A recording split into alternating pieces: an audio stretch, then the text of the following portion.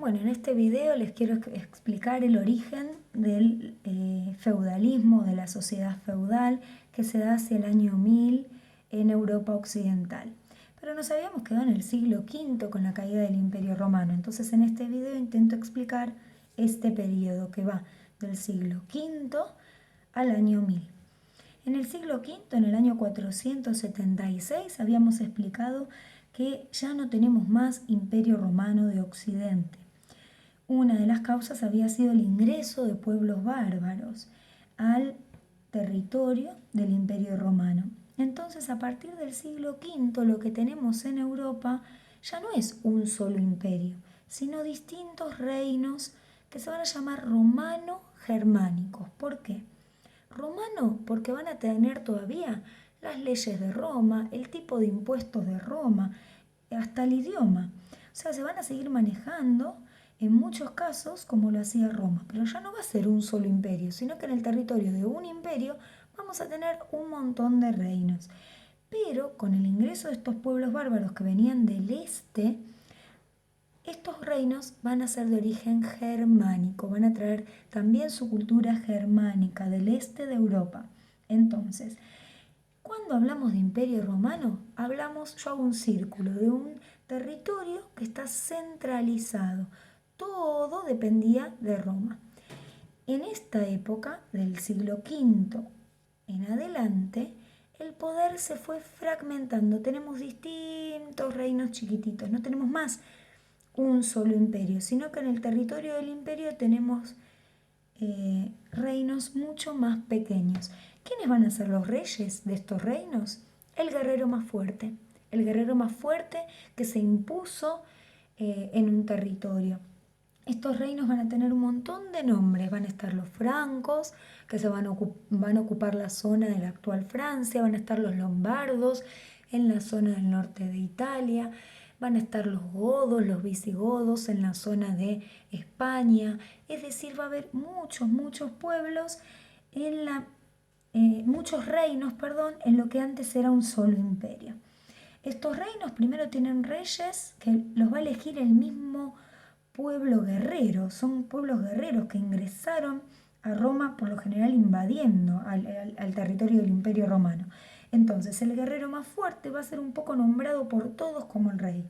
Y con el tiempo va a empezar a ser hereditario. Como les dije, van a conservar algunas tradiciones romanas y algunas germanas. También la diferencia es que en el Imperio Romano, la ciudad tenía un lugar importante para el comercio. A partir del siglo V en adelante, las ciudades quedan despobladas hasta casi el siglo XII y la gente vive en su mayor parte en las áreas rurales, en el campo. Este es el tiempo que se llama transición, que algunos lo dicen que ocurre desde el siglo III, desde un modo de producción antiguo que usaban los esclavos hasta el feudalismo, que es el próximo modo de producción.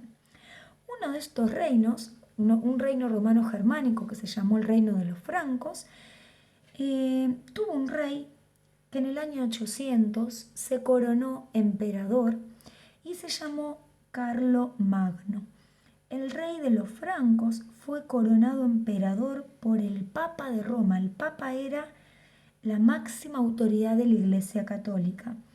La máxima autoridad de la Iglesia Católica cristiana, ¿por qué le da el título de emperador a este rey que es de uno de estos reinos? Había un montón, pero elige a Carlomagno y lo nombra emperador. ¿Por qué? Porque le dice que tiene que reconstruir el antiguo imperio romano. Carlomagno lo intenta, pero el imperio no va a ser tan grande como el romano, pero va a ser grande y va a ser muy difícil de controlar. Va a volver a pasar algo similar que lo que le pasó a Roma.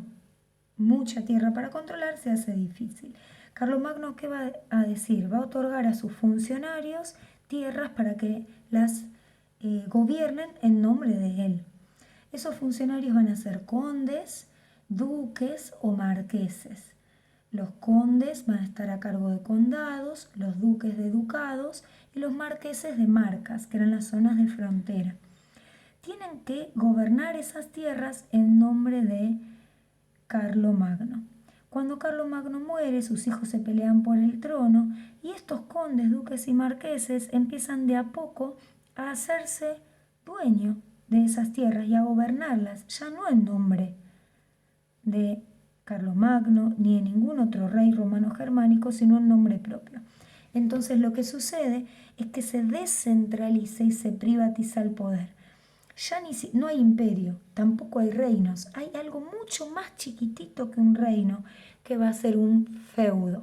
El feudo va a ser la tierra de este antiguo funcionario de algunos reyes o del imperio carolingio que alrededor del año 1000 deciden, por ataques externos, por disolución de este imperio y por debilidad de los mismos reyes, deciden tomar el poder en sus tierras.